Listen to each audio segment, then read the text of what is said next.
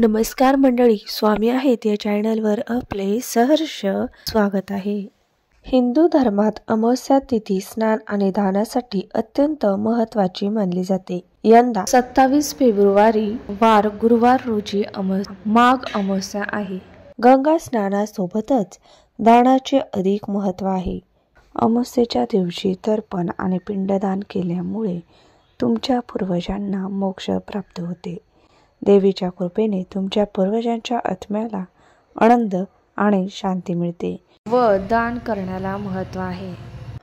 या दिवशी पवित्र नदीत स्नान आणि तपाचे उपाय अधिक प्रभावशाली मानले जातात। या चंद्राच्या प्रभावामुळे डिप्रेशन कमी येते, मनोबल वाढते।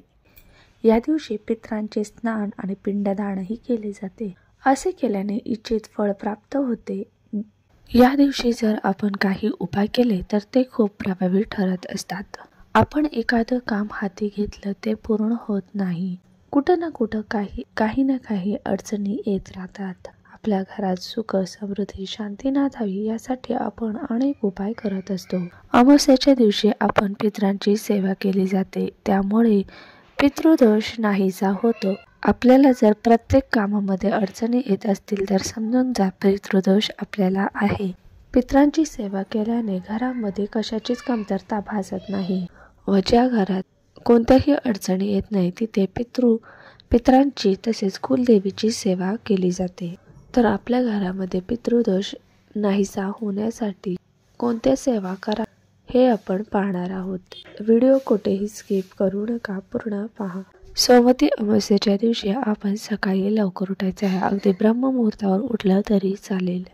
ब्रह्ममुहूर्तावर ज्या आपण सेवा करत असतो त्याचे आपल्याला अगणित फळ मिळत असते।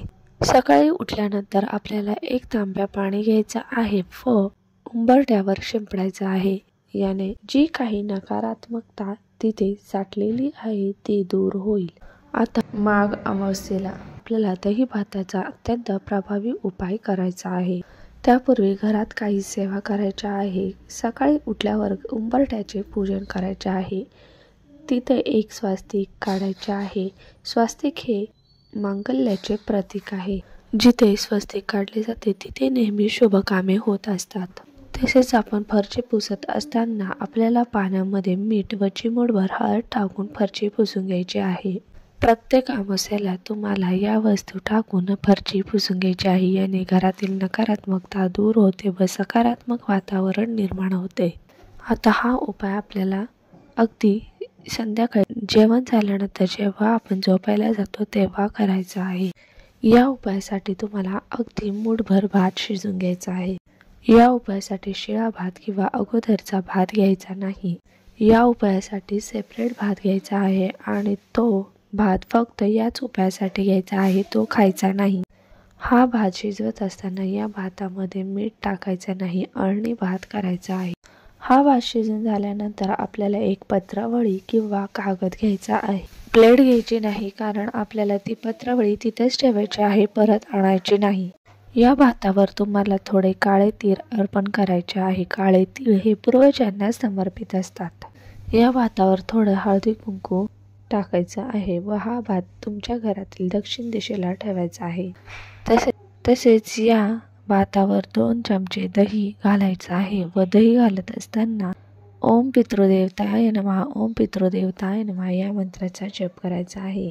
दक्षिण दिशेला तुम्ही एक टेबलावर खुर्चीवर हा भात ठेवू शकता व आपल्याला आता पूर्वजांचे स्मरण करायचे आहे व ओम पितृदेवताय नमः, ओम पितृदेवताय नमः या मंत्राचा 11 वेळा जप करायचा आहे। त्यानंतर तुम्हाला पितरांची माफी मागायची आहे।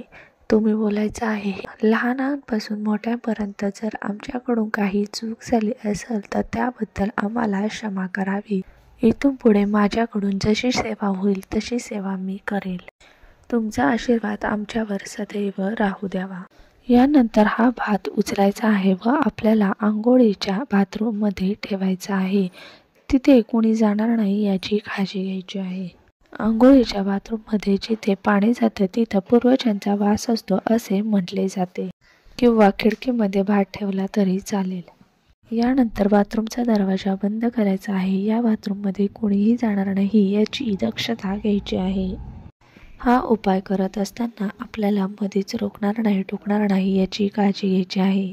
आता दुसऱ्या दिवशी प्रथम उठल्यानंतर तुम्हाला बाथरूममध्ये व तो भात घेऊन तुम्हाला दक्षिण दिशेकडे जायचं आहे व दक्षिण दिशेकडे तुम्हाला हा भात ठेवून द्यायचा आहे.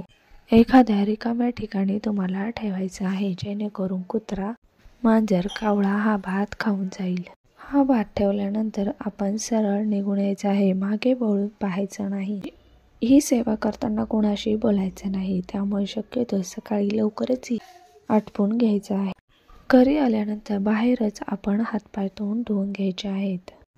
तर हा उपाय उद्या नक्कीच करून पहा. जर तुम्हाला हा उपाय जमत नसेल तर पुढच्या अमावस्येला देखील तुम्ही हा उपाय करू शकता. तसेच सकाळी उठल्यानंतर आपल्याला एक तांब्या घ्यायचा आहे. त्यामध्ये पाणी, काळी मोहरी व थोडे गंगाजल टाकून सूर्याला अर्घ्य द्यायचं आहे. जल अर्पण करताना ओम पितृदेवताय नमः या मंत्राचा देखील जप करू शकतो. तर हा उपाय नक्कीच तुम्ही करून पहा. तुमच्यावर पितृदेव प्रसन्न होऊन तुमच्या जीवनात खूप प्रगती होईल.